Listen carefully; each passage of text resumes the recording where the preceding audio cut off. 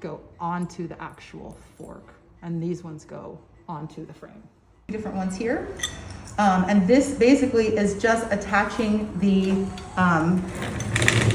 fork to the frame, and then this bolt here is aligning the quill or the stem, because you could have this way and that way, meaning your handlebars are going this way and your wheel is going that way.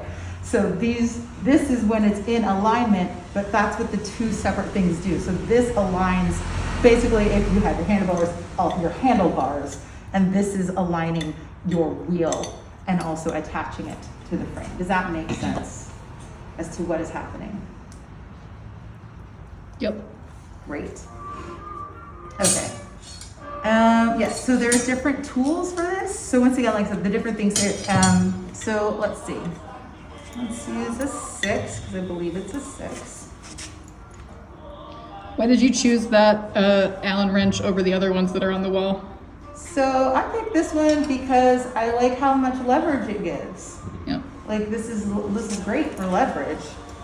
And once again, because there's different things that you can kind of do to like give yourself more leverage, you can like say, I just put it against that gives me more leverage. And now I can actually move this separately from that. Does that make sense? And then some you can pull out. And then like the one here, you can see it actually has a line where it will say the limit. And this is this, right? Yeah. It's just the same thing here. So it will, it's kind of hard to see on this one, goes really old, but you can, once again, you can kind of see the differences. There'll be different lengths, but this one I think says it's this line, this little, there's a bunch of lines. That's the limit, right? So you can't make it go higher than this. And see if I can find a longer one to kind of show us. They're not always that. Wow. In the frame. It's the minimum insertion limit. Oh, yeah. It's got to be in the frame. Yeah, so there, but you can see like this one is a lot, shorter than that one. So these ones are these are a lot easier to change. Like if you're like, I need it to be higher. This is a lot easier to do. Obviously they have diameters and stuff, so you got to make sure all of that matches in there.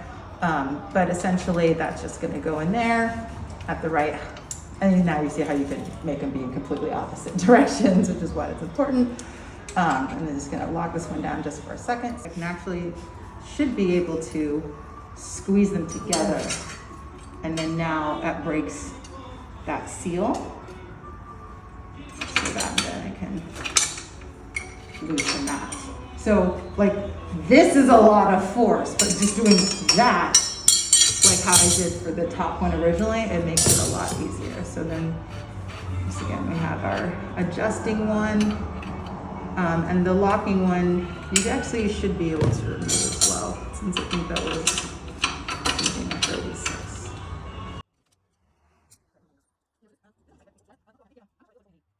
Really gritty and gross. Yeah. Okay, we see how this will come out, and we have, you can see, that in there. So these are the balls that are in there. It's probably, was it a caged one? This is the bottom side. These actually can come off too, but I think our tool for that is not the best. So this is again something where I like to put things exactly how they were so that I remember, and then that one would go on top. And then you can't see it, but let's see. Pretty sure there is, Oh yeah. or there should be. It's just, this is really gritty. Like, this is just like, there is another cage in there. Yep. It's just really stuck and gooky. So it's fair to say that's like one of the only times you would really take apart a headset is if it's like, the only time I've seen is like when it's an old, crusty bike that really just needs to be re-greased. Yeah, well, I mean, like, once again, and this is something that you actually, even though you don't want to like take these parts off all the time, you do want to check the inside of this head tube, and you do want to check these parts, because especially like